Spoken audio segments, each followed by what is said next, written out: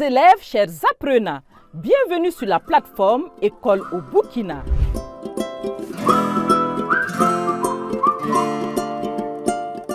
La plateforme École au Burkina est conçue pour vous permettre de réussir votre année académique. Pour accéder à la plateforme École au Burkina, téléchargez et installez l'application École au Burkina. Allez sur Play Store ou App Store selon votre smartphone. Renseignez dans la barre de recherche École au Burkina, puis téléchargez l'application. Cliquez sur Ouvrir et vous y êtes. Vous n'avez pas de compte? C'est simple. Cliquez sur S'inscrire, puis entrez vos identifiants. Prénom et nom, adresse email, mot de passe, confirmez le mot de passe, choisissez votre niveau d'études et enfin cliquez sur Créer un compte et votre compte École au Burkina est créé. Cela vous donne accès gratuitement au contenu de cours assorti d'exercices d'application. En attendant de nous rejoindre sur la plateforme, suivez toutes nos actualités sur notre page Facebook École au Burkina. École au Burkina, le numérique au service de l'éducation. Nous vous y attendons. Bonjour chers élèves, bonjour chers apprenants. Je suis ravi de vous retrouver aujourd'hui, 25 mai, pour qu'on puisse ensemble réviser quelques points en sciences physiques. Nous allons commencer à faire un bref rappel en électricité sur les différents chapitres et quelques points clés qu'il faut connaître. En électricité, vous avez vu au premier chapitre l'intensité d'un courant électrique. En bref rappel, que nous allons noter, donc, quand nous sommes en série, vous avez vu que le courant principal là, c'est le même courant qu'on a dans tous les appareils. Par contre, pour les tensions vont s'additionner. La tension principale, si la branche est la somme des tensions que nous pouvons avoir des différents appareils. En dérivation, vous avez également vu que l'intensité du courant, arrivé au niveau des branches dérivées, se divise, c'est réparti. Donc le I égale à I1 plus ID plus d'autres I s'il y en a. Par contre, la tension là, entre les branches dérivées, c'est la même tension qui sont entre les différentes branches. Donc U égale à U1 plus à UD. Donc ces éléments, ces formules que vous avez au cours de l'année scolaire là, échangées dans le chapitre 3. À la suite, vous avez la puissance électrique au chapitre 4. Donc, la formule essentielle à retenir là-bas, c'est que la puissance électrique d'un appareil est égale à I fois U. Son intensité multipliée par la tension. Et la puissance électrique s'exprime en watts. Donc, la tension c'est en volts et l'intensité est en ampères. Donc, vous devrez retenir cette formule puissance égale à tension fois intensité et l'unité de la puissance est en watts. Au chapitre 5A, c'était l'énergie électrique. Et l'énergie électrique est définie par le produit de la puissance multiplié par le temps de fonctionnement. Énergie égale à puissance fois temps et son unité habituellement c'est en joules. Donc la puissance est en watts et le temps est en secondes. On peut aussi l'écrire, reprendre autrement cette relation et l'énergie va s'exprimer en watts-heure. Dans cette relation E égale à P fois T, si le temps est en heure, la puissance en watts, l'énergie est en watts-heure, qu'on note WH, watts-heure. Et on vous a donné dans ce chapitre-là la relation qui lie les deux unités. 1 watt-heure est égal à 3600 joules. À partir de cette relation, si vous calculez votre énergie, vous trouvez en joules. Si vous voulez aller en watt-heure, vous faites la règle de 3. En disant que 1 watt-heure donne 3600 joules, ce que vous avez en watt-heure va donner combien de joules. Donc ça permet de passer d'une unité à l'autre. Dans ce chapitre également, vous avez vu la quantité de chaleur. La quantité de chaleur est reçue par un corps qui est Q égale à masse multiplié par C fois température finale moins température initiale. Donc cela permet de calculer pour un corps quelle est la quantité de chaleur que le corps a reçue.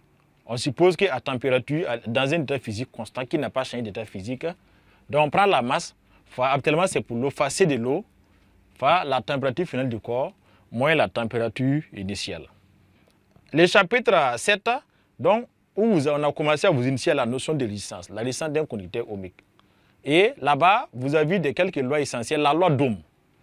La loi d'Ohm, que dit la loi d'Ohm? La loi d'Ohm dit 2 points la tension au bord d'un conducteur ohmique est proportionnelle à l'intensité du courant qui le traverse. Et ça, cette loi, vous devrez connaître par cœur. Et vous avez vu que l'expression de la loi d'Ohm là, elle a pour expression U égale à R fois I. Donc, ça traduit la proportionnalité entre la tension U au bord du conducteur ohmique et l'intensité du courant qui le traverse. Et vous allez constater que pour un conducteur ohmique là, la caractéristique qu'il faut construire U égale à F de I doit être une droite. Donc, c'est une droite qui passe par l'origine du repère. Donc, ça montre, le fait que c'est une droite qui passe par l'origine du repère montre bien que ce que vous avez construit comme caractéristique correspond à la caractéristique d'un conducteur ohmique. À la suite de cela, vous avez les mesures de résistance au chapitre 8. Donc, on peut mesurer les résistances. Grâce à cette formule, on peut trouver la résistance d'un conducteur ohmique en faisant la tension à ces bornes divisée par l'intensité du courant qui les traverse. R égale à U sur I. On a vu qu'il y a d'autres techniques pour mesurer avec un appareil qu'on appelle ohmmètre. Avec l'ohmmètre aussi, on peut mesurer la résistance. On a vu aussi qu'on peut mesurer la résistance avec le cours des couleurs. Et dans tous les cas, si vous mesurez la résistance là, vous trouvez que son unité est en ohm. Donc une résistance s'exprime en ohm. Donc ohm, ici la tension, lui c'est en volts, ici c'est en ampères. Donc il faut être à mesure d'écrire le symbole de ohm correctement. Donc ohm, voilà, voici le symbole de la résistance d'un conducteur ohmique. À l'issue, vous avez les associations de conducteurs ohmiques. Les associations de résistance au chapitre 9. Association en série, association en dérivation. En série, on vous a dit lors de l'association, ça veut dire que la résistance équivalente à 2 ou 3, on fait la somme quand c'est en série. Donc en série, association de résistance, en série, vous aurez alors R équivalente, si c'est D qui sont associés en série, égale à R1 plus RD. Là, nous sommes à une association en série. Mais dans une association en dérivation, on dit on ne peut plus faire cette somme-là pour avoir la résistance équivalente. Donc là-bas, ce qui est recommandé, c'est de chercher la tension au bord de l'ensemble de la dérivation, la tension au bord de l'ensemble de la dérivation UAB, et de diviser par I. Donc cette formule aussi est valable pour une association en série ou une association quelconque. Il faut la tension sur l'ensemble où les résistances sont divisées par l'intensité du courant qui entre ou qui sort à la fin.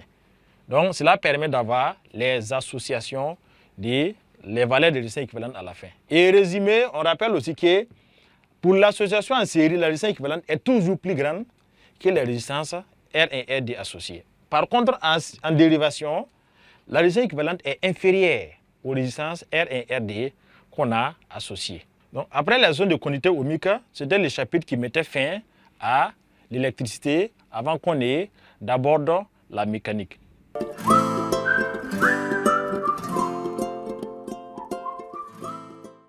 Donc, nous abordons maintenant les chapitres qu'on voit en mécanique en troisième. Donc, d'abord, au premier chapitre, il y a les poulies et les treillis. Vous avez les poulies et les treillis, il y a les poulies fixes.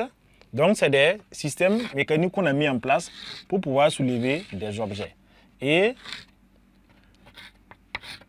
la charge à ce niveau, et la charge a un poids qui est là et a une force de sortie qui est là. Et la force d'entrée, c'est la force qui est exercée par l'opérateur, qu'on appelle force d'entrée. Donc, dans le cas particulier du poulie fixe que je viens de reprendre au tableau, alors, on aura alors que le poids P est égal à la force de sortie et encore égal à la force d'entrée. On rappelle P égale à mg. Donc, on a P égale à force de sortie égale à force d'entrée avec poids égal à mg. Donc, la masse multipliée par le champ de pesanteur. Donc, ça permet de recalculer tous les autres là facilement. Pour les poulies mobiles, alors, c'est presque le même système, mais à ce niveau-là, on va considérer c'est un système qui est mis en place pour que la force d'entrée, là-bas, la force d'entrée est la moitié. Donc, ça, c'est poulie fixe. Poulie fixe. Avec les poulies mobiles, la force d'entrée est la moitié de la force de sortie. Donc, ça fait force de sortie divisé par D, alors que la longueur d'entrée est le double de la longueur de sortie. Cela permet à l'opérateur, à celui qui tire, d'exercer moins d'efforts. Vous voyez que c'est la force exercée là, c'est la moitié de la force à la sortie. Donc, où Fs égale à P. Voilà, donc c'est des systèmes qui sont là pour faciliter certains mouvements. Vous avez également les poulies à deux gorges et les traits. Donc, pour les poulies à deux gorges et les traits, on a vu là-bas que F, force d'entrée, fois les rayons d'entrée, égale la force de sortie multiplié par les rayons de la gorge de sortie. Donc, c'est pareil, cette même relation que nous retrouvons au niveau des traits. Donc, ça, c'est le premier chapitre. Au deuxième chapitre, vous avez pu voir là-bas le travail et la puissance mécanique. Le travail d'une force, c'est quoi? On va juste rappeler la formule. Le travail d'une force. Alors, le travail d'une force qu'on a W, c'est défini par l'intensité de la force fois la longueur de déplacement. Et le travail d'une force s'exprime en joules. Donc, le travail, l'unité là est en joules, la force en newton et la longueur en mètres. Vous avez vu aussi qu'il y a deux types, où on peut mesurer jusqu'à 3 types de travail. Il y a des forces dont le travail est nul. Donc, ce sont les forces qui sont perpendiculaires au déplacement. Il y a des forces dont le travail est moteur, c'est des forces qui aident le mouvement, qui sont dans le même sens que le mouvement. Et il y a des forces dont le travail est résistant, c'est les forces qui s'opposent au mouvement. Donc, si on prend l'exemple d'un corps qui est en train de tomber, comme le poids d'un corps est toujours dirigé vers le bas, le travail du poids est dit moteur. Mais si quelqu'un tire sur une corde vers en haut, un objet avec une corde vers en haut, lui tire vers en haut, le mouvement là c'est vers en haut, alors que le poids tire toujours vers en bas, là on dit que le travail du poids est un travail résistant. Et pour la puissance mécanique d'une force là, puissance par définition, ça fait travail divisé par le temps. Et la puissance va s'exprimer toujours même dans ces cas-là en watts. Et le travail en joules, le temps en secondes, et la puissance s'exprimera en watts. Et dans la suite, vous avez l'énergie mécanique et les transferts d'énergie et rendement. Donc, au chapitre 3. Donc, l'énergie mécanique, quelle est sa formule? Énergie mécanique est égale à énergie cinétique plus énergie potentielle. Et l'énergie cinétique, sa formule, ça fait 1 demi de M fois V au carré. Alors que l'énergie potentielle, lui, ça fait M fois G fois Z, l'altitude Z de déplacement. Comme dit souvent, M fois G fois H aussi, selon les professeurs. Donc, l'élève doit connaître la formule d'énergie mécanique qui fait la somme énergie cinétique plus énergie potentielle. L'énergie cinétique, la formule, c'est 1 demi de M fois V au carré. Alors, il faut exprimer tout dans les calculs, les données dans les unités internationales. L'énergie potentielle, c'est M fois G fois Z ou bien M fois G fois H. Voilà. Et ces deux énergies-là, comme l'énergie mécanique, vont tous s'exprimer en joules. Et l'énergie cinétique, là, c'est l'énergie que possède un corps du fait de sa vitesse. Donc, si le corps a un mouvement, une vitesse, il a une énergie cinétique. Par contre, l'énergie potentielle, c'est s'il est placé à une certaine altitude par rapport à un niveau plus comme niveau 0, où on suppose qu'il là-bas, Z égale à 0. Donc, après cela, vous avez vu les rendements. On a vu quelques systèmes, quelques convertisseurs pour prendre de l'énergie électrique en énergie mécanique ou d'énergie mécanique en énergie électrique. Comment se calculent les rendements ou bien comment dire les rendements si on connaît pour retrouver une des énergies qui n'est pas connue. Et l'un des moteurs que vous avez vu, donc si on prend un système qui reçoit un travail mécanique à l'entrée et à la fin qui doit fournir un travail électrique, le rendement, on prend toujours l'énergie de sortie sur l'énergie d'entrée ou un travail de sortie sur le travail d'entrée. Donc là, le rendement fera alors travail à la sortie électrique sur le travail mécanique. Okay? On peut multiplier par 100 pour avoir les rendements en pourcentage. Donc, si c'est qu'on avait élément comme élément à résumer pour la partie mécanique, nous allons aussi donner quelques éléments d'optique que vous avez vus dans les programmes de cette année en 3e. Donc, en commençant par le premier chapitre, l'analyse et la synthèse de la lumière. Chers élèves, chers apprenants, bienvenue sur la plateforme École au Burkina.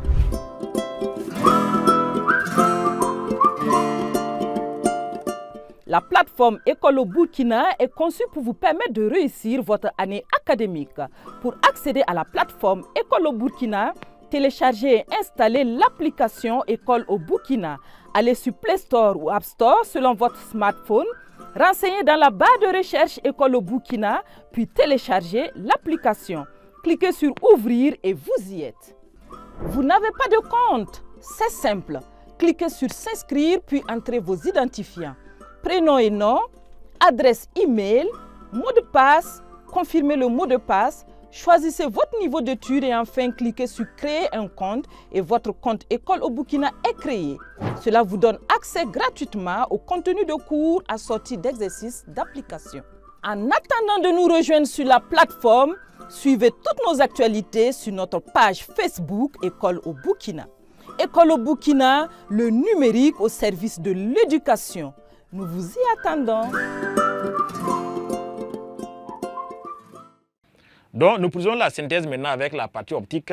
Donc, au premier chapitre là-bas, c'est l'analyse et la synthèse de la lumière. Donc, c'est la lumière blanche est composée de plusieurs couleurs. Et c'est la superposition des couleurs qui donne cette couleur blanche que nous avons.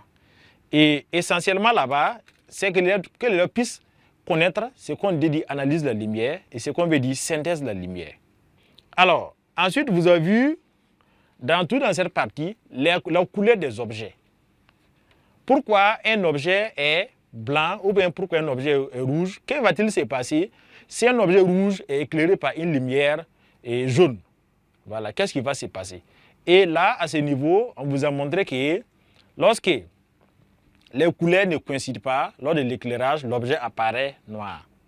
Donc, quand les couleurs coïncident, rouge éclaire rouge, l'objet va paraître rouge. Mais quand le blanc éclaire un objet, c'est sa couleur naturelle qui sort. Voilà, donc c'est comme vous a informé. Donc là, il faut retenir les trois principes. Le blanc éclaire un objet, l'objet va sortir.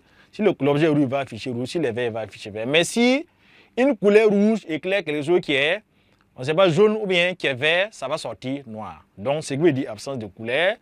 Et quand c'est même couleur qui éclaire même couleur, c'est la couleur de l'objet qui va apparaître. Au chapitre de là-bas, vous avez vu les lentilles, on a vu en classe les lentilles convergentes. Donc les lentilles convergentes qui sont utilisées dans la fabrication des verreries, des verres correcteurs. Donc les lentilles convergentes, dont les symboles, donc on fait une flèche sous cette forme-là, pour dire que c'est une lentille convergente. Et cette lentille-là, il a ce qu'on appelle un axe optique. Et on définit un sens de la lumière. Lentille convergente.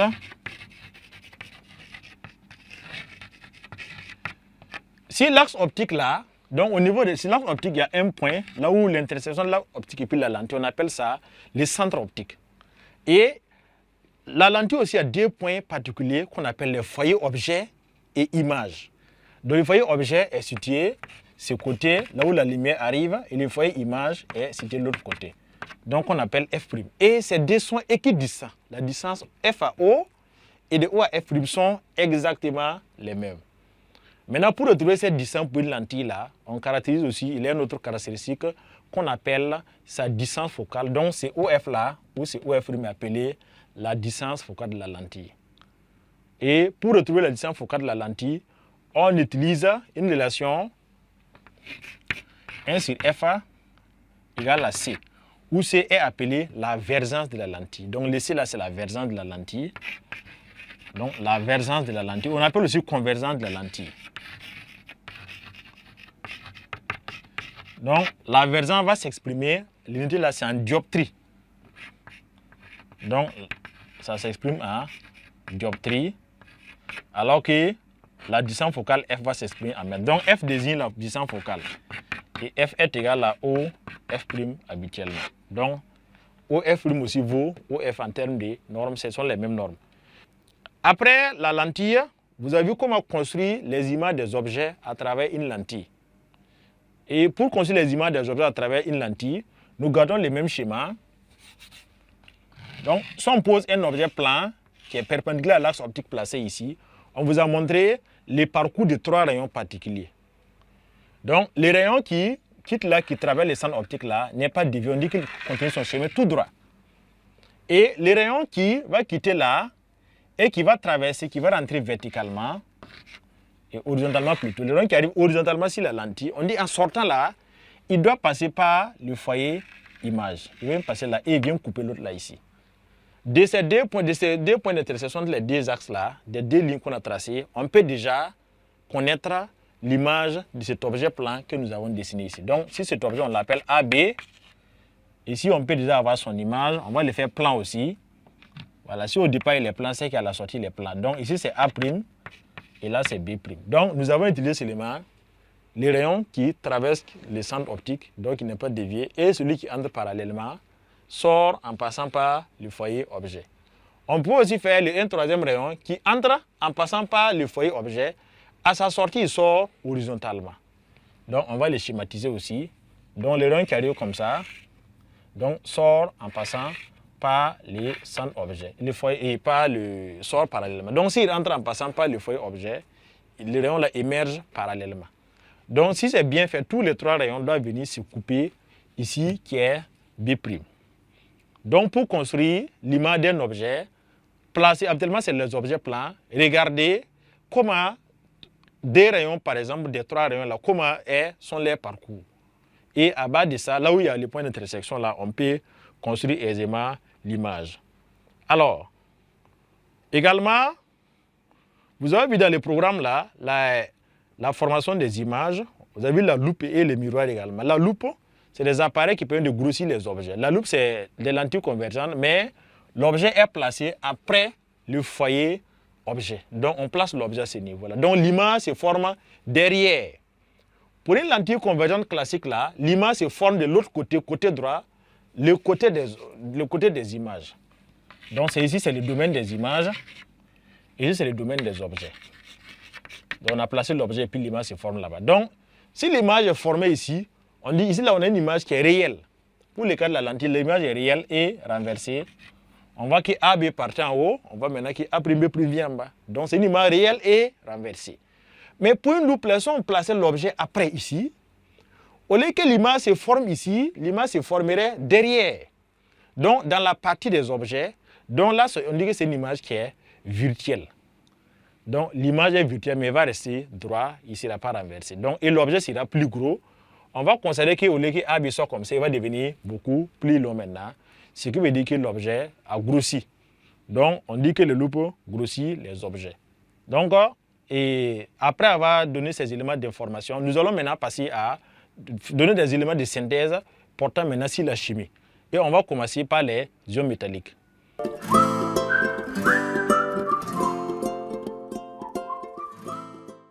Sur les ions métalliques, au premier chapitre, c'était les transformations électrochimiques. Donc du cuivre et de l'ion cuivre. Et cela se résumé à travers une batterie qu'on monte.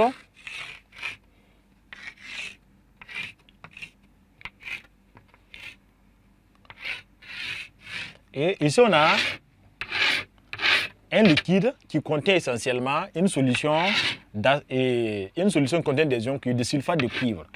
Et ici, on va mettre, ici nous mettons du cuivre. Et l'autre côté, on va mettre du graphite. Le graphite, c'est la matière qu'on trouve sur les mines de crayons qu'on utilise pour écrire. Ça, c'est du graphite.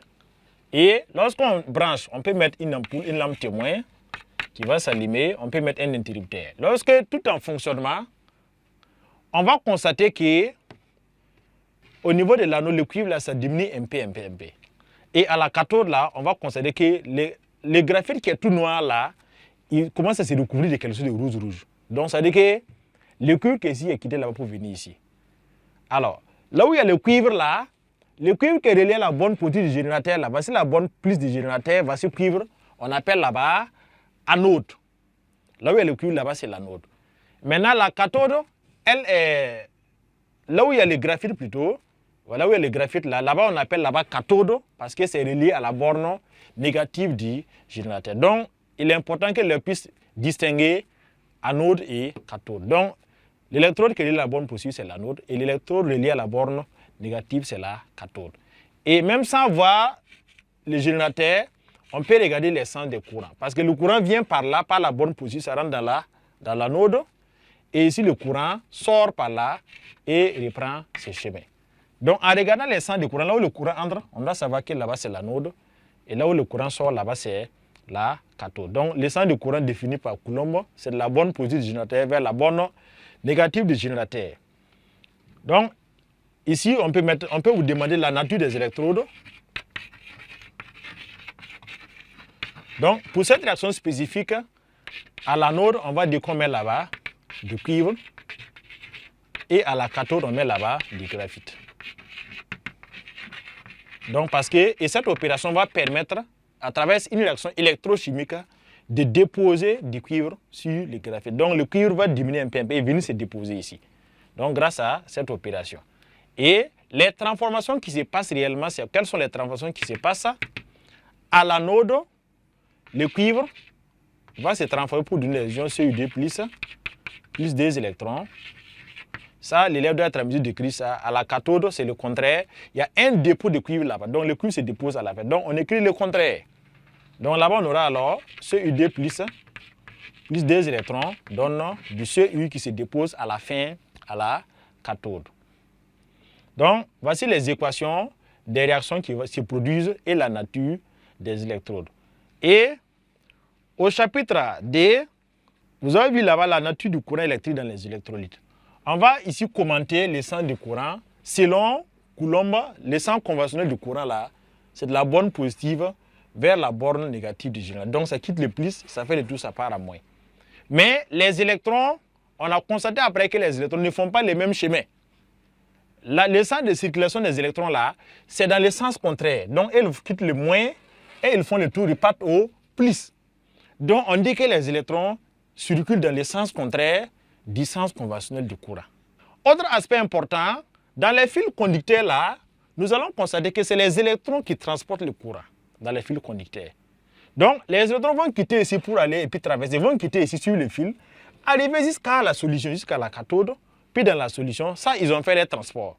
Mais dans une solution, toute solution est électriquement neutre. Électriquement neutre, ça veut dire qu'on ne doit pas avoir d'électrons là-bas. Voilà, on ne doit pas avoir de charge là-bas, c'est électriquement neutre. Donc qu'est-ce qui se passe? Arrivé à ce niveau, ce sont les ions, les cations et les anions qui vont faire les mouvements en sens contraire pour permettre au courant d'aller d'une électrode à une autre. Donc, dans les solutions, le passage du courant est dû à la double migration des anions et des cations. Mais dans les fils conducteurs, c'est le mouvement d'ensemble des électrons qui permet le passage du courant électrique. Et les solutions de façon globale aussi, une solution doit être électriquement neutre. Électriquement neutre, ça veut dire que le nombre de charges positives de la solution doit être égal au nombre de charges négatives que nous avons dans la solution. Donc là, on compare les ions. C'est pourquoi une solution peut s'écrire, on peut avoir une solution Al3 plus SO4D-. Donc si la formule d'une solution sous cette forme-là, on peut dire que la solution, il faut trouver un moyen d'équilibrer les charges. Et cette démarche, on vous a pris en classe. Donc on abaisse le 3 vient là, pour que ça devienne 2 fois 3, 6 moins. Et le 2 également, on l'abaisse ici, pour avoir 2 fois 3, ça va faire 6 plus. 6 plus et puis 6 moins, ça veut dire que la solution est électriquement neutre. Donc, si on vous propose la formule d'une solution, si vous voyez que les charges, vous devez tout faire en sorte que le coefficient là face ça soit égal à ce coefficient face ce coefficient là, pour que la solution puisse être considérée comme électriquement neutre. Donc, après ce chapitre, vous avez vu les transformations chimiques du cuivre et de l'ion cuivre au chapitre 3. Donc, on a vu que le cuivre et l'ion cuivre peuvent subir des transformations chimiques. Donc, nous allons rappeler l'une des transformations phares, c'est la transformation du cuivre et des ions cuivre lorsqu'on verse de la poudre de fer. Donc, là, on a vu que, si on a CuD+, et on peut mettre du fer dedans, qu'est-ce qu'on va obtenir? Il y a une transformation qui va se produire. Les CuD+, vont devenir Cu simplement, et le Fe, lui, va se charger des ions. Donc, lui devient FeD+. Donc, c'est comme si lui se déchargeait ces charges-là pour donner à l'autre, et que lui devenait comme ça, l'autre devient chargé maintenant. Donc, ça, c'est une réaction chimique entre l'ion cuivre et le fer. Vous avez également qu'avec l'acide nitrique, on peut faire réagir le cuivre. En versant de l'acide nitrique sur le cuivre, là, ça permet aux atomes Cu de devenir des CuD+, plus des électrons. Donc, on va surtout, c'est cette réaction sur deux qui va nous intéresser. Et de façon générale, et vous devrez être à mesure de savoir lorsqu'on propose une réaction entre un ion et un atome, vous devrez savoir qu'à la fin de la réaction, l'atome là devient, on peut souvent dire de compléter bien équilibré. L'atome va devenir ion et l'ion va devenir atome. Donc, c'est plus, il n'y a pas de charge. L'autre côté, vous n'avez pas de charge et l'autre là, ça fait plus. Donc, les charges, c'est d'un côté, d'un côté. Vous ne devrez pas avoir 2 plus 2 plus 2 même côté. Ou bien 2 moins 2 moins mélanger les charges. Donc, c'est une transformation mutuelle où l'autre devient ion et l'ion devient atome. Donc, après ce chapitre, vous avez au chapitre 4, un générateur électrochimique, la pile. Et en troisième, on s'intéresse essentiellement à la pile déclenchée. La pile déclenchée qui est faite à base de zinc. Et la pile déclenchée, là-bas, on vous a montré l'équation de la consommation du zinc pour une pile déclenchée. Alors, on vous a dit la consommation du zinc, là, c'est Zn, donne Zn2 plus des électrons. Donc, des atomes de zinc vont petit à petit devenir des ions. Et l'important là, ce sont les électrons qui sont libérés. Voilà. Et en libérant des électrons, lors de chaque transformation, ces électrons peuvent circuler dans les fils conducteurs et puis faire allumer une ampoule. Grâce à ces électrons qui sont libérés lors des réactions du zinc qui se transforment en ion zinc. Alors, donc, et c'était ainsi le dernier point de ce domaine-là. Et donc, nous allons passer maintenant au domaine suivant qui porte sur les corps moléculaires.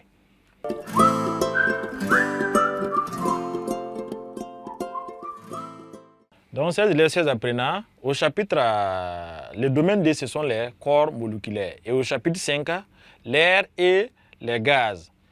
Alors, par rapport à l'air en particulier, l'air est composé essentiellement de dioxygène et de diazote. Il y a beaucoup d'autres gaz, mais ce sont les deux composants qui sont les composants majoritaires. Et les deux gaz-là occupent l'air dans les proportions.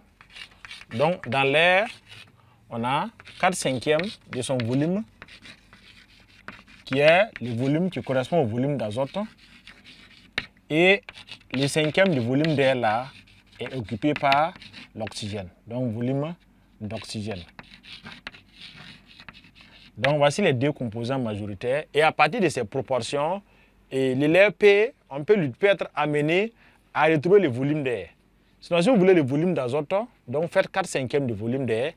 Et si vous voulez le volume d'oxygène, faites 1/5 du volume d'air. Donc, ce sont des éléments que vous avez vu en classe de 4e et qui ont été rappelés en 3e. Après cela, au chapitre, si vous avez l'électrolyse et la synthèse de l'eau. Électrolyse et synthèse de l'eau. Électrolyse de l'eau, électrolyse veut dire que c'est une réaction l'eau au cours de laquelle il y a un courant qui traverse une solution. Donc, électrolyse de l'eau, c'est cette réaction-là où le courant va traverser l'eau et décomposer l'eau en ses constituants, qui sont HD et puis OD, le dihydrogène et le dioxygène. Et le dispositif du montage. Donc, ce dispositif-là permet de voir qu'est-ce qu'on va avoir à la fin. Donc, nous allons positionner les générateurs en partie inférieure. Et l'ensemble est placé dans, les électrodes sont là.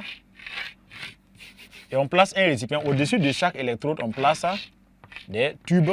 Voilà, des tubes qui permettent, et c'est rempli d'eau. Voilà, et on va considérer qu'est-ce qui va se passer. On va considérer qu'effectivement, si il y a une ampoule, l'ampoule va s'allumer. Mais pour que la réaction soit efficace, il faut qu'on ajoute à cette eau-là de la soude. Donc, le rôle de la soude lors de cette réaction, c'est d'apporter les zones nécessaires au passage du courant. S'il n'y a pas de soude, on va considérer que si vous mettez une lampe témoin, elle ne s'allume pas bien. Et par conséquent, on va voir que les transformations se déroulent très très lentement parce qu'il n'y a pas assez de courant.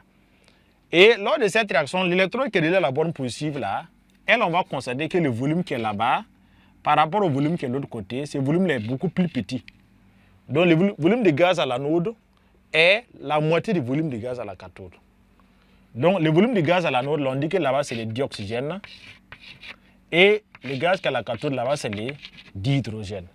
Dioxygène qu'on met en évidence en approchant une bichette et présentant un point incandescent du gaz, on va voir que le gaz, la bichette va s'enflammer. Alors que le dihydrogène aboie à l'approche d'une flamme. Donc la relation importante à retenir, c'est que le volume de dihydrogène recueilli à la cathode vaut 2 fois le volume de dioxygène.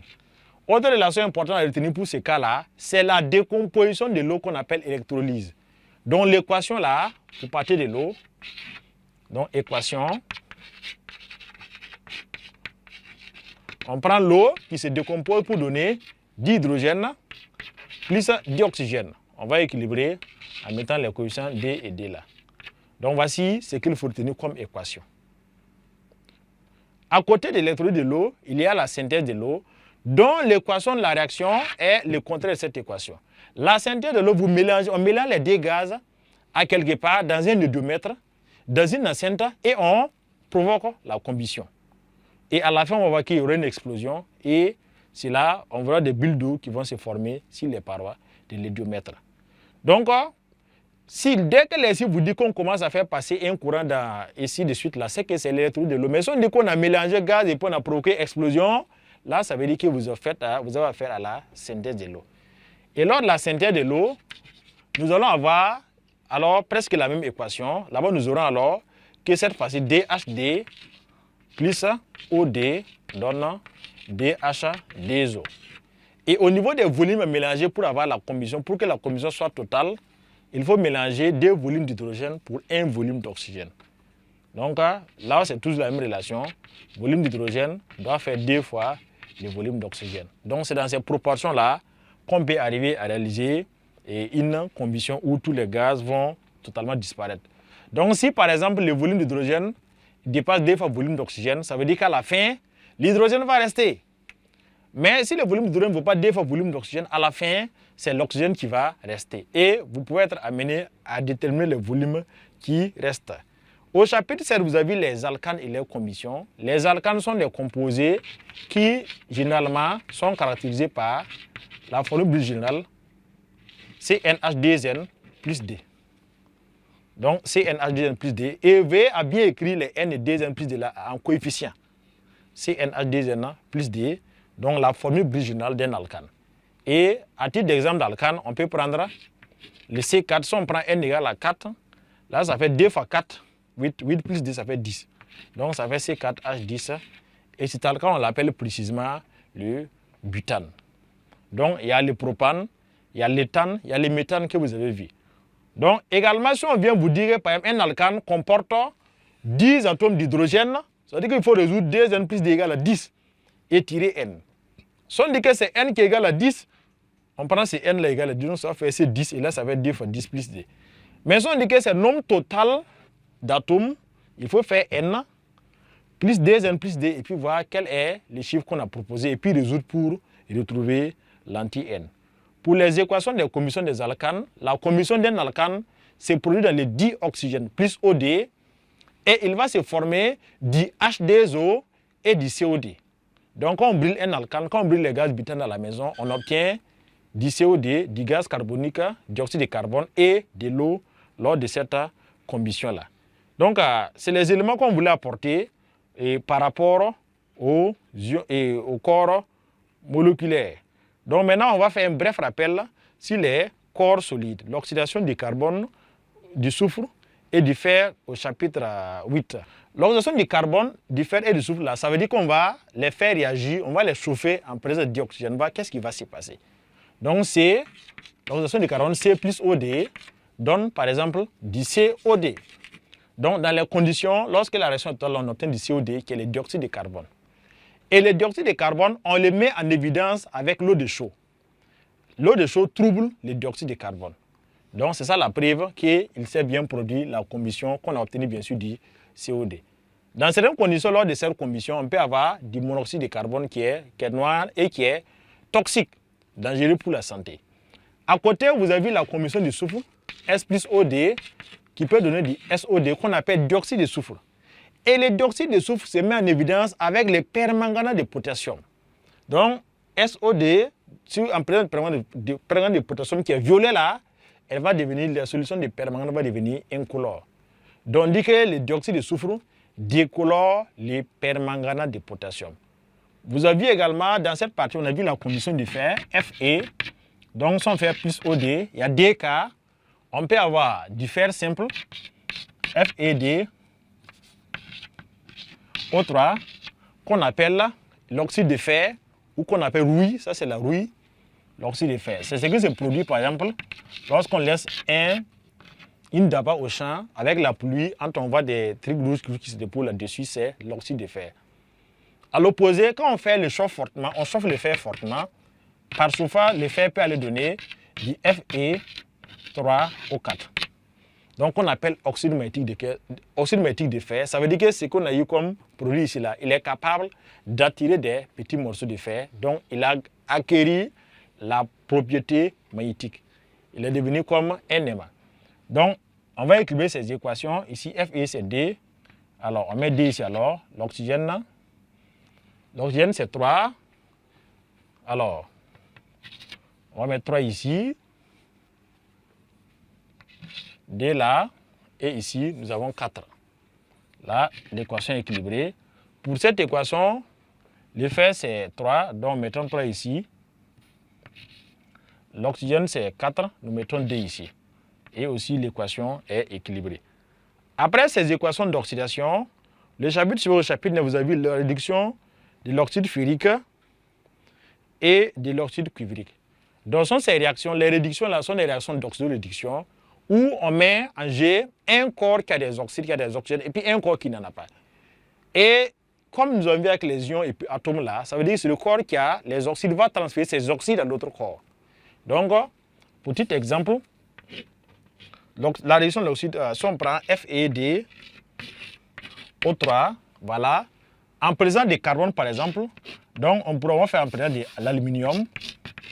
En présence d'aluminium, qu'est-ce qui va se passer? Les O3 qui sont au niveau du fer vont aller au niveau de l'aluminium. Donc, et le fer va devenir maintenant Fe simplement. Et l'autre côté, on va avoir AlDO3. Donc, on obtient là-bas ce qu'on appelle l'alumine. Donc, pour équilibrer cette équation, on va placer un coefficient D ici et un coefficient D ici. Donc, il a des oxydes ici.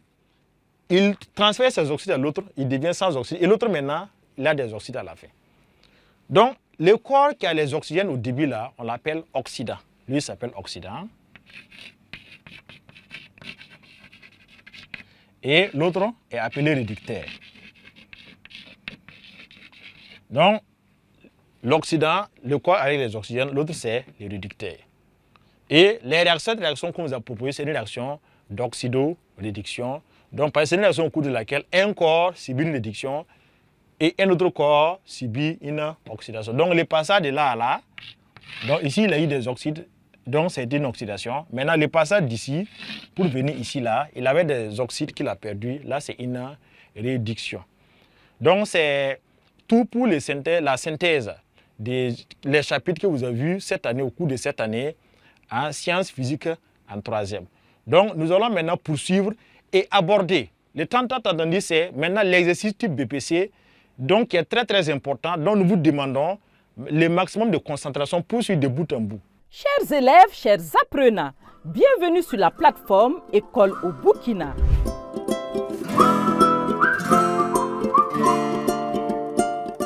La plateforme École au Burkina est conçue pour vous permettre de réussir votre année académique.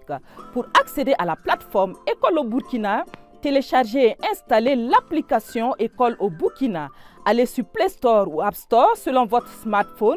Renseignez dans la barre de recherche École au Burkina, puis téléchargez l'application. Cliquez sur Ouvrir et vous y êtes. Vous n'avez pas de compte? C'est simple. Cliquez sur S'inscrire, puis entrez vos identifiants. Prénom et nom, adresse email, mot de passe, confirmez le mot de passe, choisissez votre niveau d'études et enfin cliquez sur Créer un compte et votre compte École au Burkina est créé. Cela vous donne accès gratuitement au contenu de cours assorti d'exercices d'application.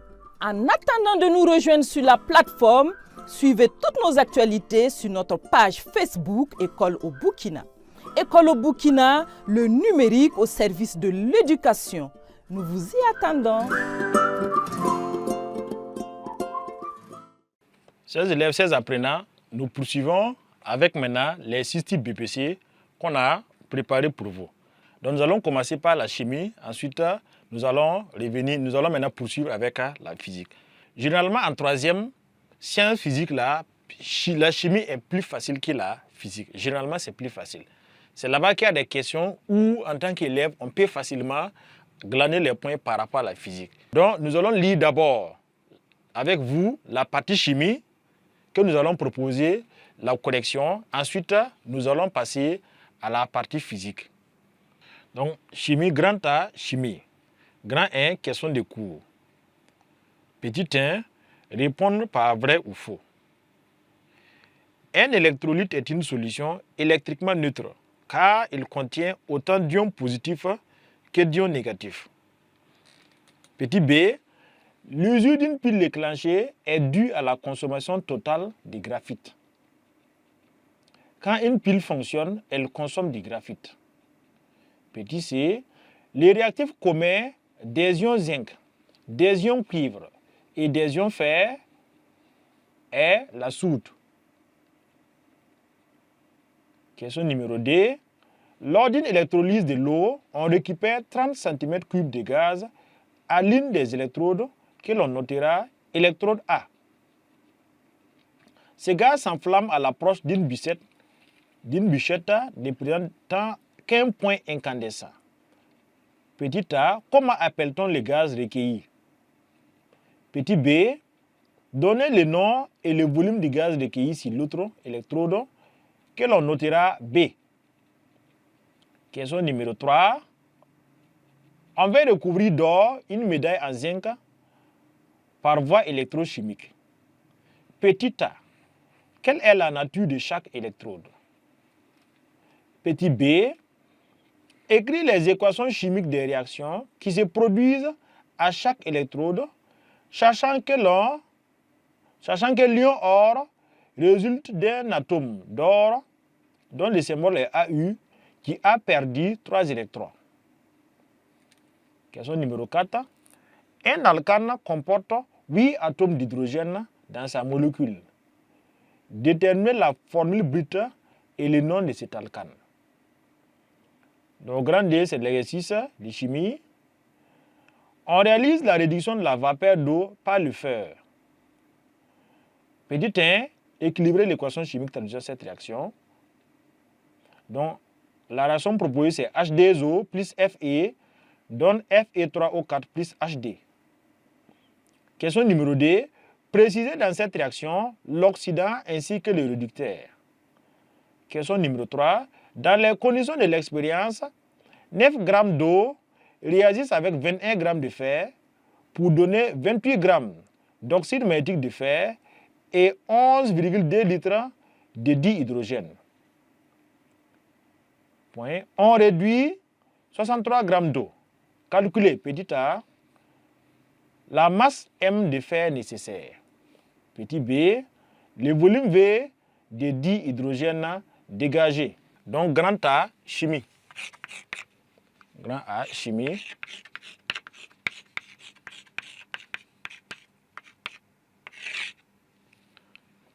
Grand 1, question de cours.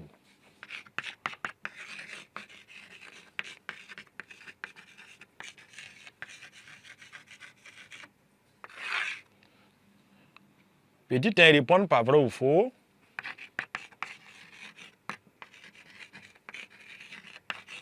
Répondre par vrai ou faux.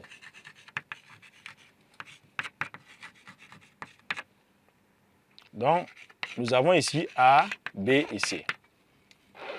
Pour chaque proposition, nous allons dire si la proposition est vraie ou elle est fausse. Un électrolyte est une solution électriquement neutre car il contient autant d'ions positifs que d'ions négatifs. Donc ici, est-ce que c'est parce qu'il contient autant d'ions positifs que d'ions négatifs qu'il est électriquement neutre? Donc cette réponse n'est pas vraie. Ce qui doit être exactement égal, c'est les charges. C'est les charges. Les charges apportées par les ions positifs doivent être égales aux charges apportées par les ions négatifs. Sinon, la solution elle-même n'a pas forcément les mêmes nombres d'ions possibles et négatifs. Donc ici, la réponse est faux. Donc, ce sont les charges positives et les charges négatives qui sont égales et non les nombres d'ions. L'usure de la pile déclenchée est due à la consommation totale de graphite. Donc, si vous avez suivi notre partie synthèse qu'on vient de faire tout de suite là, on a dit que quand on parle de pile déclenchée, c'est le zinc qui est là-bas. Voilà, donc c'est le zinc. Donc, si on parle de graphite, ça veut dire naturellement que ce n'est pas le graphite, mais c'est le zinc. Donc, c'est faux. Petit c, les réactifs communs aux ions zinc, aux ions cuivre et aux ions fer D est la soude. Voilà, effectivement, là-bas, la réponse est vraie. On sait qu'on peut faire le test des ions fer D avec la soude et il se forme un précipité verdâtre d'hydroxyde de fer. Avec les ions cuivre, il se forme un précipité bleuâtre d'hydroxyde de cuivre et avec les ions zinc, il se forme un précipité blanchâtre d'hydroxyde de zinc. Donc, dans tous les trois cas, on a rappelé les précipités qui se forment. Précipité verdâtre pour les ions fer D, précipité bleuâtre pour les ions cuivre et précipité blanchâtre pour les ions zinc. Donc, et tout ça, les tests là se font avec la soude. Donc, petit C, la réponse est vraie. Question numéro 2.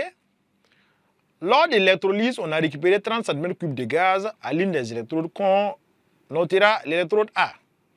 Le gaz s'enflamme à l'approche d'une bûchette ne présentant qu'un point incandescent. On avait dit qu'une bûchette ne présentant qu'un point incandescent, que le gaz arrive à rallumer. C'est que vous avez affaire au dioxygène. Donc, ce gaz est le dioxygène, évidemment. On dit comment appelle-t-on les gaz recueillis? Donc, la réponse petit A, c'est le dioxygène. Donc, le gaz recueilli est le dioxygène.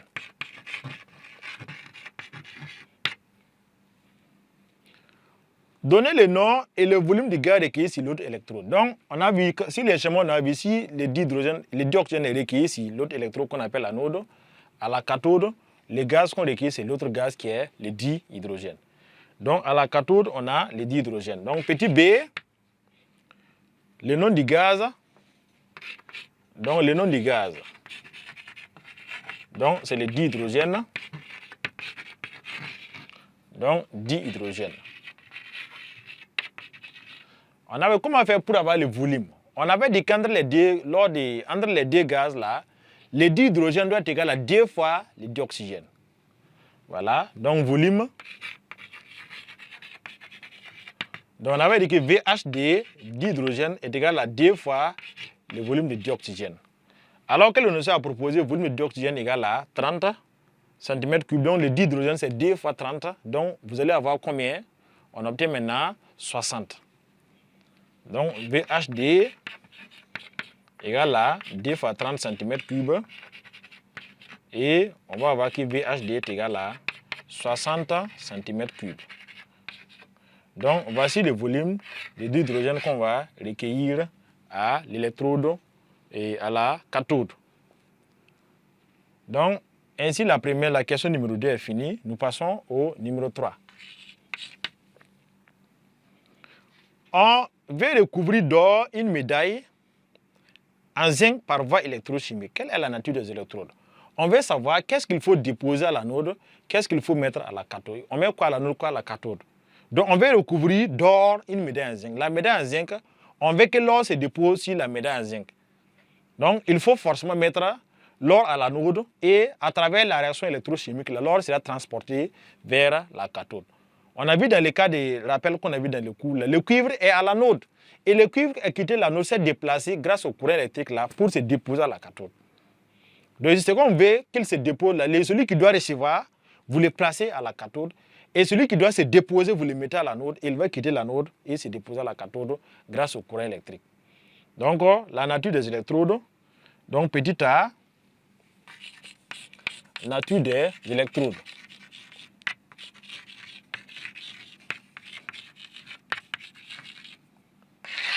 Donc à l'anode, nous allons mettre le cuivre.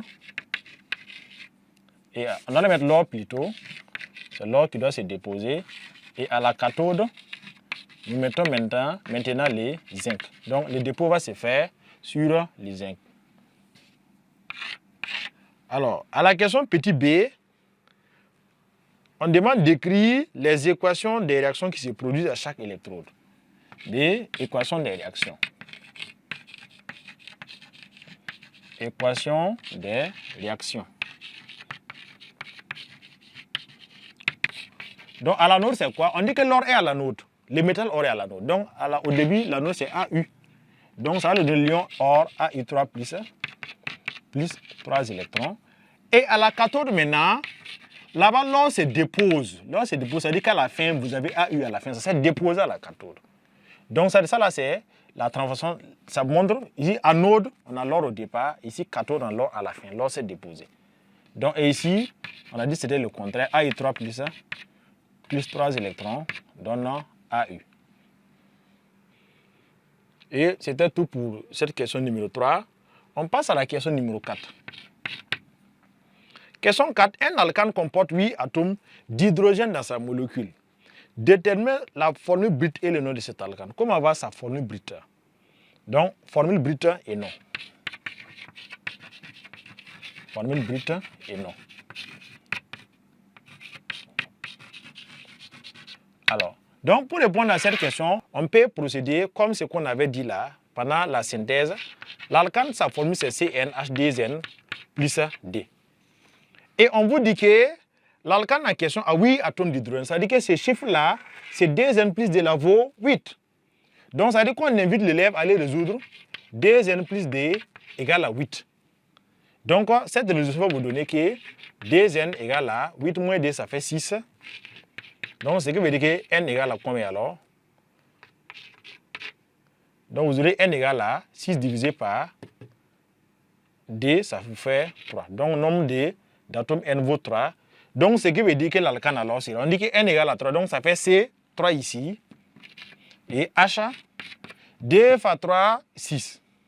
6 plus D, 8. Donc l'alcane c'est le C3H8 et son nom c'est le propane. Donc, l'effet qu'on a dit qu'il a 8 atomes d'hydrogène, donc 8 atomes, c'est ça qui représente le nombre d'atomes d'hydrogène. Donc, on résout 2n plus D égale à 8 et on a la réponse. Alors, et avec cela, vous voyez que ce n'est pas difficile, cela met fin aux questions de cours en chimie. Voilà le premier grand point qui portait sur les questions de cours. Donc, nous allons poursuivre avec le grand D qui porte maintenant sur l'exercice qu'on a proposé. L'exercice qu'on a proposé, on demande d'équilibrer l'équation traduisant cette réaction. Donc, petit 1, équilibrer. Équilibrons. Donc, on va reprendre l'équation de la réaction. C'est H2O plus Fe donne Fe3 O4 auquel on ajoute du HD. Donc, pour équilibrer cette équation, on va regarder de part et d'autre. Alors, ici, vous avez l'oxygène qui est... Ici, l'oxygène, c'est 1, alors que de l'autre côté, l'oxygène, c'est 4. Donc, pour équilibrer, on va venir mettre 4 ici. Donc là, ça fait 4 oxygènes et 4 oxygènes. Là, les oxygènes sont équilibrés. On va regarder les autres maintenant. L'hydrogène va faire 4 fois D, ça fait 8 maintenant. Alors que ici, nous avons D. Quel coefficient faut-il placer ici? Le coefficient à placer doit être de sorte qu'on puisse avoir là-bas 8 également. Donc, on va les placer là-bas 4 également. 4 fois D, ça fait 8 aussi. Donc, l'hydrogène, ça fait 4 fois D, 8. 4 fois D, 8, c'est équilibré. On parle maintenant au fer. Le fer, là, ici, on voit que c'est F3. Donc, ça veut dire que c'est 3 fers. Alors qu'ici, il n'y a pas de 3 en bas. Donc, on rappelle, il est interdit à l'élève d'équilibrer en plaçant un coefficient en indice. Vous n'avez pas le droit de mettre un coefficient ni en indice, ni en haut, ni en bas. Donc, vous avez seulement le droit de placer des coefficients derrière. Donc, c'est-à-dire ici. Donc, comme le fer, c'est 3, nous allons placer 3 ici pour que le fer soit équilibré aussi. Donc, et quand vous placez un coefficient derrière, il multiplie le premier et le deuxième corps. Tous les deux atomes sont multipliés par le coefficient qui est proposé. Donc, voici l'équation équilibrée. Question 2. Dans cette équation, on demande de préciser l'oxydant et le réducteur.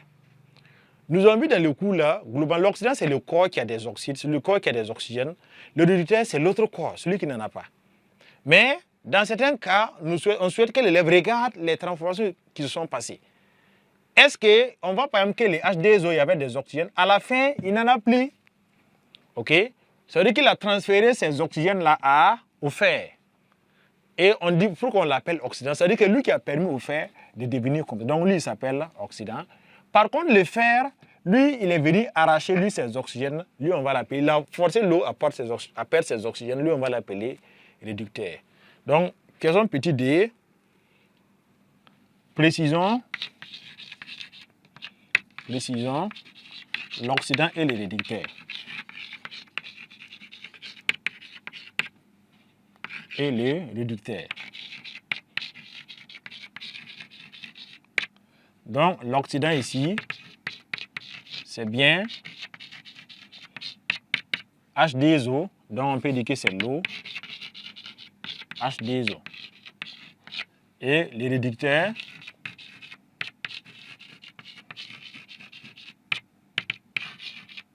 donc là, c'est les fer, dont le symbole est Fe. Voilà, donc voici ici l'oxydant et les réducteurs dans cette réaction d'oxydoréduction. Donc aussi, on peut dire que le corps qu'on va constater, H2O à la fin a perdu ses oxygènes, on peut dire que le corps a été réduit. Donc l'oxydant lors de la réaction là sera réduit. Donc le corps qui a été réduit, c'est H2O qui a été réduit parce qu'à la fin, il n'en a plus.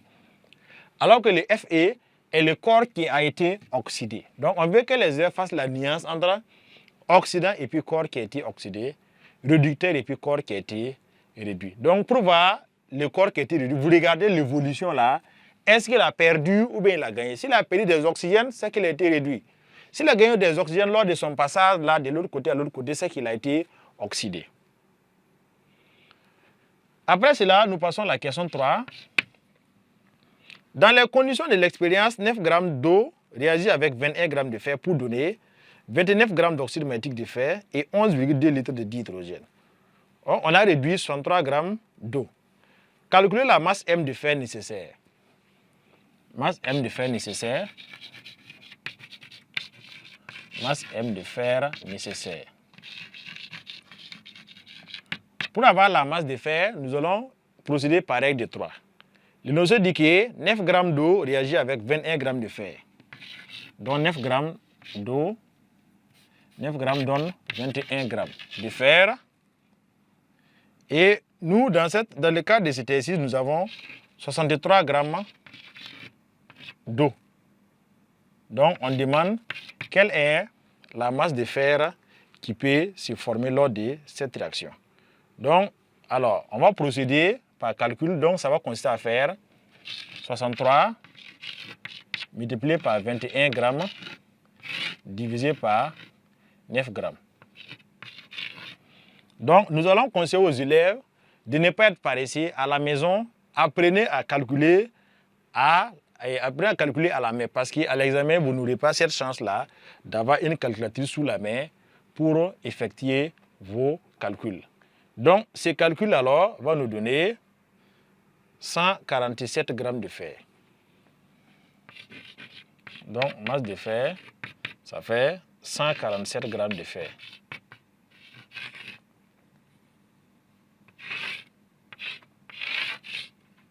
OK. Maintenant, il reste la question, ça c'était la question petit a. Nous allons passer maintenant à la question petit b. À la question petit b qui demandait de calculer, là il s'agissait de calculer le volume de dihydrogène dégagé. Volume V de dihydrogène.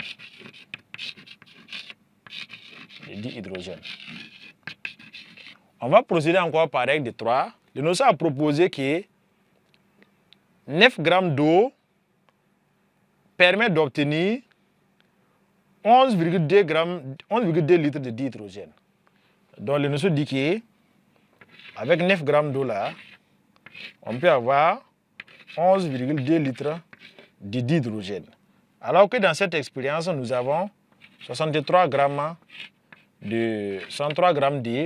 d'eau. Quel est le volume de dihydrogène qu'on va avoir? Donc, règle de 3, ça va faire 63 multiplié par 11,2, le tout divisé par 9. Donc, 63 fois 11,2 divisé par 9. Donc, la réponse va vous donner 78,4. Donc, volume de d'hydrogène, comme on note VHD, égale à 78,4 litres. Ces élèves, ces apprenants, voilà, qui met fin à cette partie chimie. 10 points que nous estimons que pour tout élève qui met le minimum de paquets, il doit pouvoir s'en sortir.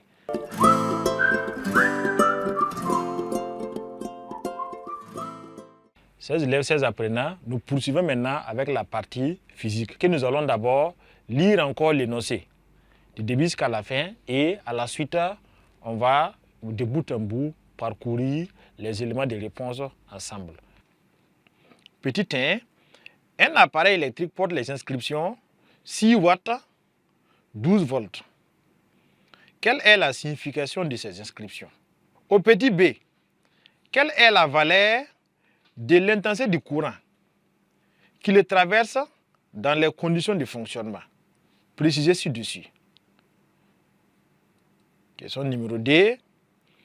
Donnez l'expression de la loi d'Ohm. Question numéro 3. Parmi les 4 temps du cycle du moteur à explosion, quel est le temps pour lequel la bougie est sollicitée?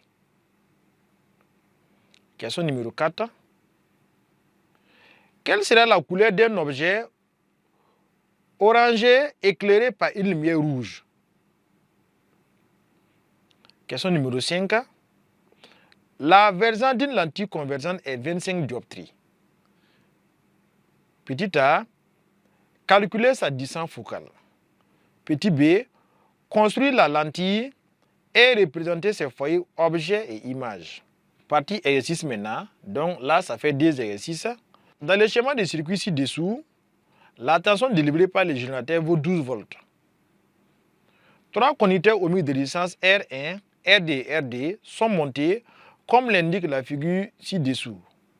On donne R0 égale à 60 ohms, I0 égale à 150 mA et I égale à 50 mA. Petit 1, calculer la tension U0 au bornes du conducteur ohmique R0. Question numéro 2. Quelle est la tension U1 au bornes du conducteur R1? Question numéro 3. Calculer l'intensité du courant qui traverse le conducteur ohmique RD. Question numéro 4. Déterminer la valeur de la résistance équivalente au circuit. En exercice D, un élève de masse M, 65 kg, met 30 secondes pour rejoindre sa salle de classe, située au 2e étage, à une hauteur H égale à 10 mètres du sol. On donne G, l'intensité du champ de pesanteur, égale à 10 Newton par kg. Petit 1, calculer le poids de l'élève. Petit D, calculer le travail effectué par le poids de l'élève au cours de ses déplacements. Le travail est-il moteur ou résistant? Petit 3, calculer la puissance développée par le poids. Donc B, physique.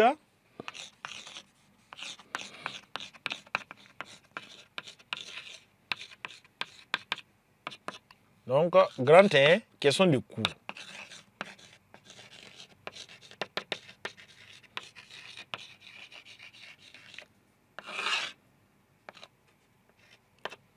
Les questions de coût, la première question.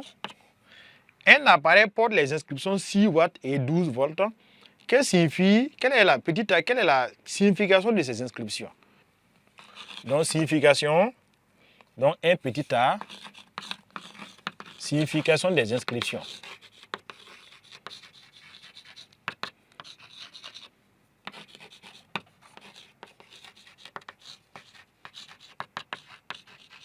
Donc, 2 points, 6 watts est la puissance nominale. 6 watts est la puissance nominale. Et les 12 volts là désignent la tension nominale.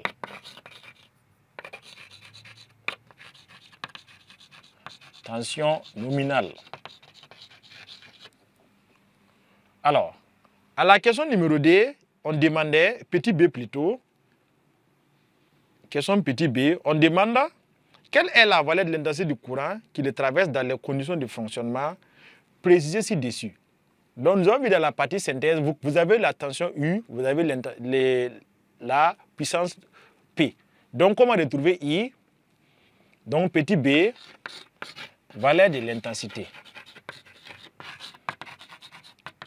Donc, on dit tantôt l'important que l'élève puisse assimiler un minimum de formules pour être à l'aise dans cette partie physique. Donc, on a vu que la puissance était égale à U multiplié par I. Donc, si l'élève veut l'intensité I, alors on transpose U de l'autre côté. Donc, ça va faire I égale à P sur U.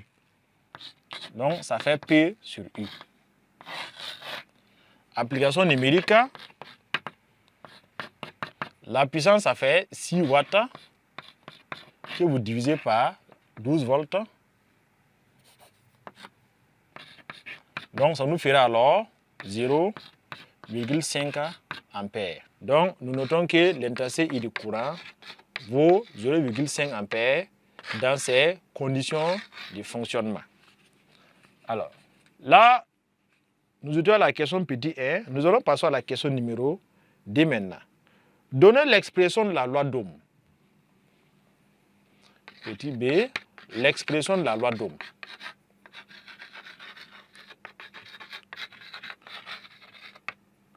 La loi d'Ohm. Alors, la loi d'Ohm, on avait, pendant la synthèse, dire aussi et rappeler oralement et donner la formule qui traduit cette expression-là. Et la formule qui traduit cette expression, c'est U égale à R fois I. Donc, voici la relation qui traduit la loi d'Ohm. Question numéro 3 maintenant.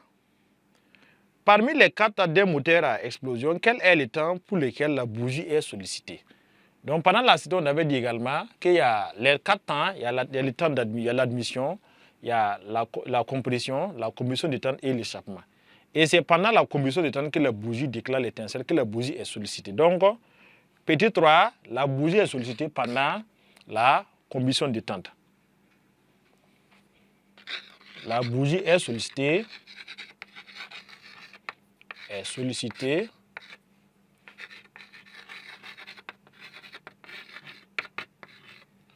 pendant la combustion du temps.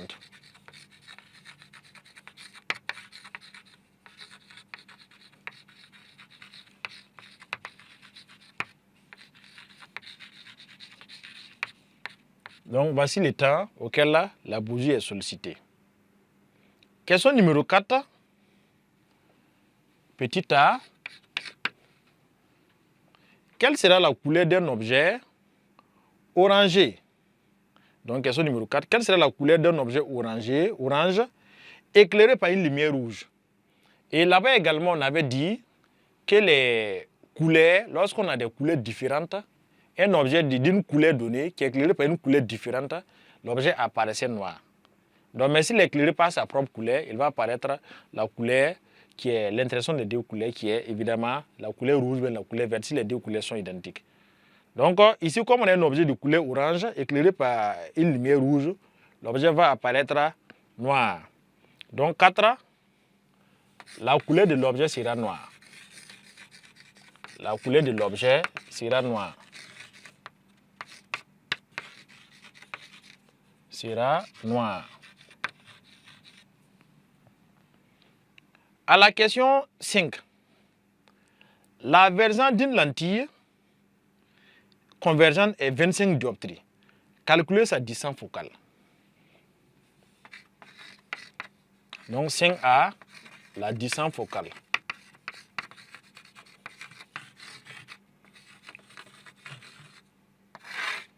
Donc là-bas également, on a vu pour la distance focale, on a vu la formule, c'est C égale à 1 sur F. Donc la version C égale à 1 sur F égale à 1 sur la distance focale. Et si nous voulons la distance focale F là, alors il sera alors égal à 1 divisé par C. Donc on va calculer cette distance focale. Application numérique. Donc F est égal à 1 sur 25. Et cette opération va vous donner 0,04 mètres. Soit en centimètres, ça fait 4 cm. Donc voici la valeur de la distance focale de la lentille. Et en question petit b, construire la lentille et représenter ses foyers, objets et images.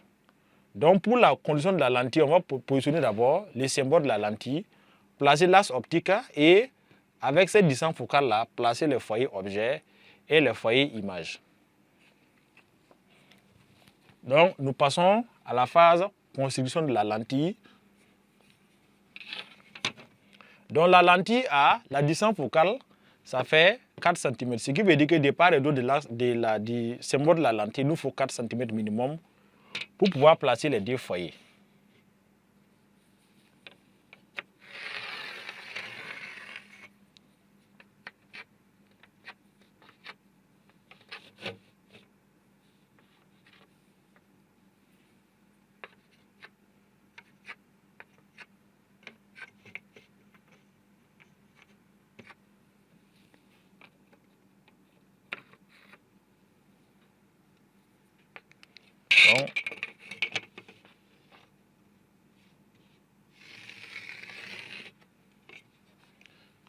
Donc, nous reprendons la lentille ici.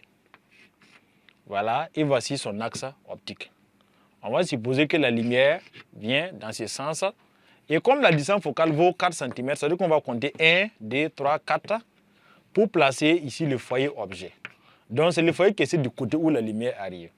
Et l'autre côté, on va compter 1, 2, 3, 4 pour placer le foyer image F'. C'est du point du côté où la lumière va sortir quand elle va traverser la lentille.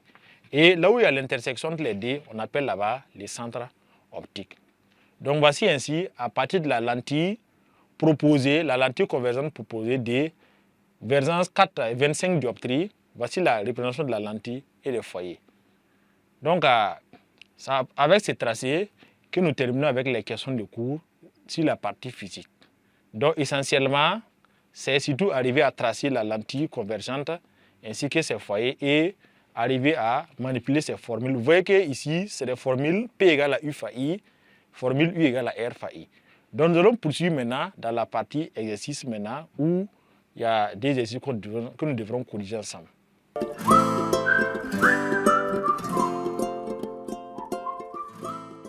Chers élèves, alors, on a fini avec les questions de cours en physique.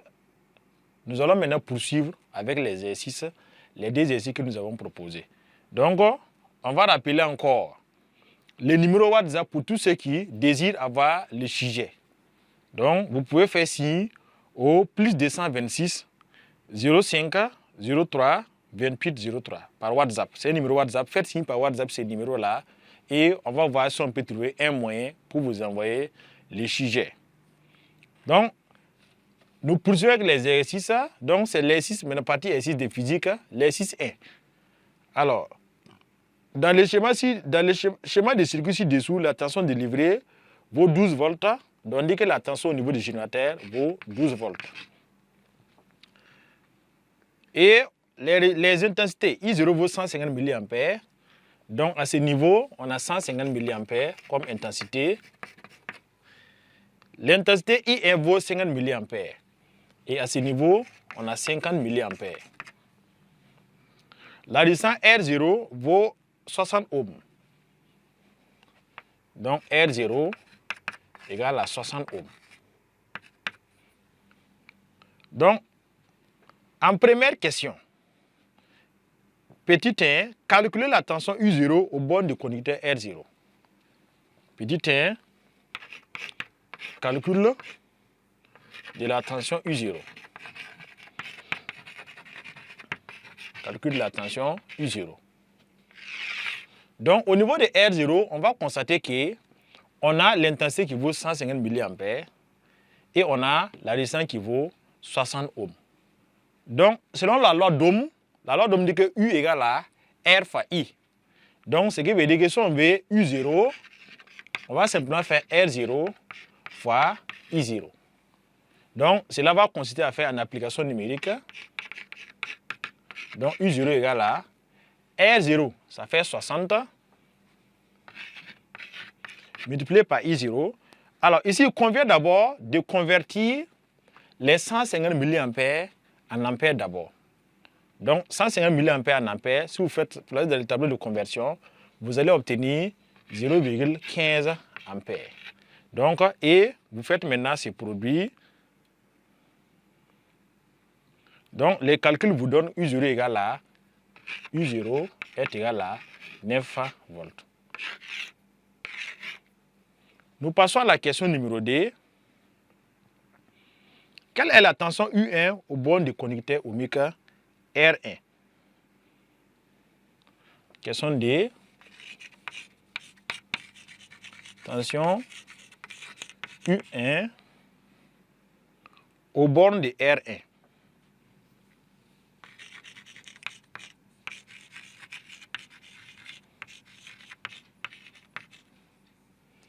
Pour avoir la tension U1 aux bornes de la résistance R1, alors connaissant la tension à ce niveau, on va passer par les lois des circuits qu'on a vu. Donc la tension aux bornes du générateur égale à la tension de celui-là plus cette tension, ou on peut dire que c'est égal à la tension de celui-là plus cette tension, parce que ces deux tensions sont les mêmes valeurs, parce que les deux sont en dérivation. Donc on peut dire que U générateur égale à U0 plus U1. Ou U générateur égale à U0 plus UD. Ici, comme nous voulons U est là, on va dire U générateur égale à I0 plus UE. Donc UG égale à U0 plus U1. Donc ce qui veut dire que si on veut U1, U1 va faire alors UG moins I0. Donc ça fait UG moins I0. Application numérique. U1 égale à UG qui fait 12 volts moins U1 qui fait 9 volts. Donc les calculs vont nous donner 12 moins 9, ça fait 3 volts. U1 égale à 3 volts. Nous passons à la question 3. Calculer l'intensité du courant qui traverse le conducteur RD. Donc, question 3. Calculons ID traversant RD. Alors, pour avoir l'intensité du courant, avec la loi d'Ohm, puisque on peut passer par la loi d'Ohm ou on peut passer aussi par les lois qu'on a dans un circuit. Donc, nous connaissons déjà les I0, on connaît les I1 et c'est les ID qu'on ne connaît pas. On peut passer par les lois des circuits. Ça veut dire que quand les I0 arrivent à ce niveau, ça va se répartir une partie par dans la branche R1, l'autre dans la branche RD. Donc, on peut calculer l'intensité ID en disant que I0 qui parvient jusqu'à ce nez se répartit dans cette branche et dans cette branche. Donc, I0 est égal à I1 plus ID. Donc, ID égale à combien alors? Si on veut ID est égal à I0 moins I1. Donc, ça nous fera I0, ça fait 150 mA moins 50 mA. Donc, on obtient alors que ID égale à quoi? 150 mA moins 50 mA, ça nous fait 100 mA, qui est encore égal à 0,1 ampère. Donc, voici la valeur de l'intensité ID ainsi calculée. La dernière question, c'est la valeur de la résistance équivalente au circuit. Question 4. Valeur de la résistance équivalente.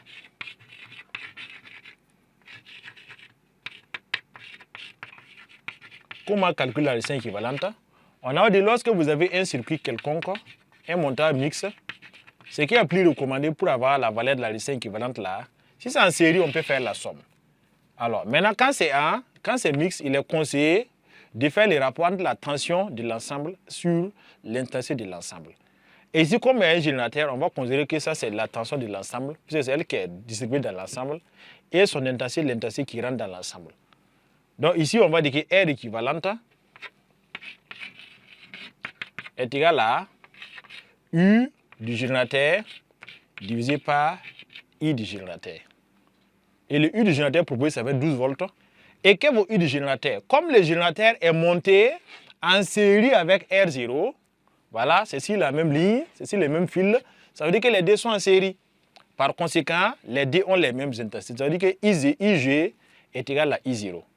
Donc, ce qui va nous permettre alors d'écrire, donc avec I0, IG égale à I0. Donc, ce qui veut dire que là-bas, ça fait 150 mA, soit 0,15 ampères. Donc, l'application numérique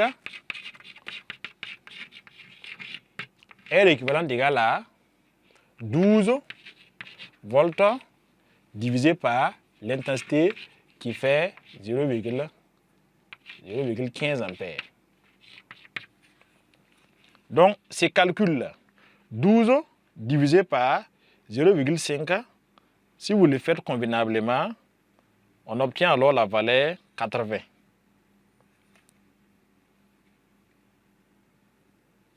Donc, R équivalent est égal à 80 ohms. R équivalente égale à 80 ohms. Donc, à travers cet exercice, on a vu les relations tension-intensité, les lois d'Ohm qu'on a appliquées à la première question pour avoir la tension U0. La deuxième question, les propriétés des circuits en matière de tension. On a vu que ça permet de tirer le U1. Troisième, c'est toutes les propriétés des intensités dans les circuits. Et ici, c'est comment avoir la résistance équivalente.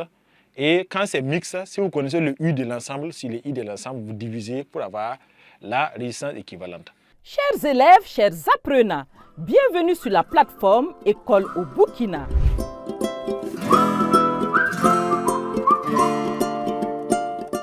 La plateforme École au Burkina est conçue pour vous permettre de réussir votre année académique. Pour accéder à la plateforme École au Burkina, téléchargez et installez l'application École au Burkina. Allez sur Play Store ou App Store selon votre smartphone. Renseignez dans la barre de recherche École au Burkina, puis téléchargez l'application. Cliquez sur Ouvrir et vous y êtes. Vous n'avez pas de compte? C'est simple. Cliquez sur S'inscrire, puis entrez vos identifiants. Prénom et nom, adresse email, mot de passe, confirmez le mot de passe, choisissez votre niveau d'études et enfin cliquez sur Créer un compte et votre compte École au Burkina est créé. Cela vous donne accès gratuitement au contenu de cours assorti d'exercices d'application. En attendant de nous rejoindre sur la plateforme, suivez toutes nos actualités sur notre page Facebook École au Burkina. École au Burkina, le numérique au service de l'éducation. Nous vous y attendons. Chers élèves, nous continuons maintenant avec l'exercice numéro 2. Donc, le premier exercice portait sur l'électricité et le second, quant à lui, porte sur la mécanique. Un élève de masse égale de masse 65 kg, mais 30 secondes pour résoudre sa salle de classe située au deuxième étage à une hauteur H égale à 10 mètres du sol. On donne G égale à 10 Newton par kilogramme. Première question, calcule le poids de l'élève. Poids de l'élève. Donc, le poids, on sait que le poids, depuis longtemps, le poids depuis la quatrième, poids égal à M fois G. Donc, c'est masse fois intensité du pesanteur. Donc, application numérique, poids, le poids de l'élève, ça fait 65 kg et G vaut 10 Newton par kilogramme. Donc, quand on fait ces produits, ça va nous donner 650 newtons. Voici le poids de l'élève. Question numéro 2. Calculer le travail effectué par le poids de l'élève au cours de ce déplacement. Question 2. Travail du poids. Donc, pour avoir le travail du poids, alors nous allons prendre, c'est la force multipliée par la longueur de déplacement. Donc, c'est la force qui est le poids. La longueur de déplacement, comme c'est verticalement, on multiplie par l'altitude H, la hauteur H. Donc, ça fait P fois H. Application numérique. Donc, le travail du poids vous fait alors P, ça fait 650 multiplié par la hauteur le déplacement, c'est 10 mètres multiplié par 10 mètres. Donc, vous aurez alors que le travail du poids égale à 6500 joules. Donc, voici le travail du poids de l'air, donc 6500 joules. À la suite, on dit, le travail est-il moteur ou résistant? Alors, on voit que l'élève est en train d'aller vers en haut, sûrement qu'il va sentir de la fatigue, pendant que son poids est dirigé vers le bas. Donc, ça veut dire qu'on a dit de façon générale pour le poids, là, lors d'une montée, le travail du poids là, est résistant, et lors d'une descente, le travail du poids est moteur. Donc, ici, le travail du poids est évidemment ici résistant. Le travail est résistant.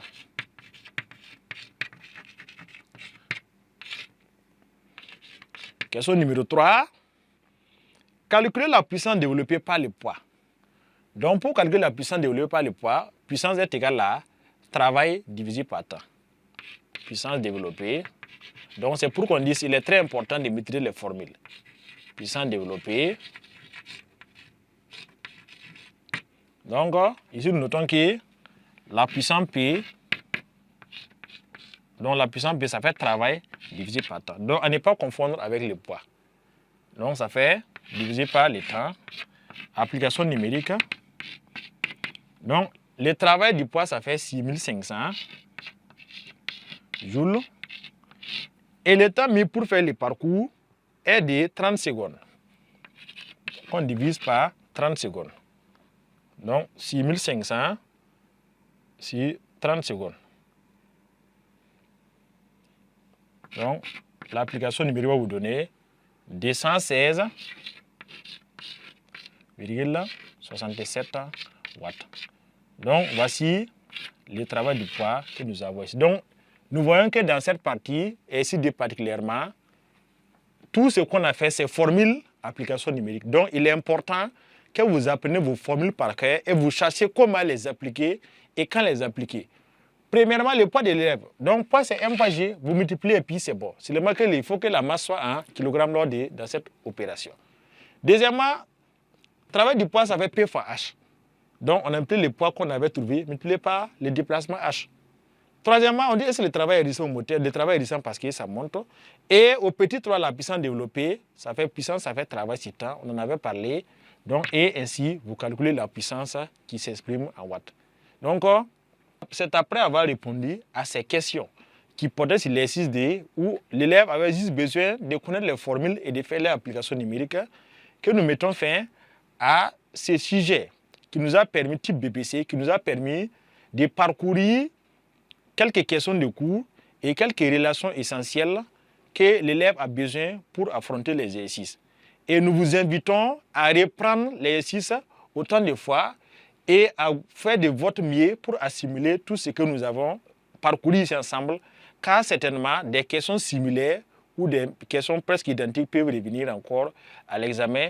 Nous vous remercions pour votre attention. Restez connectés sur la plateforme École au Burkina. Le meilleur est à venir.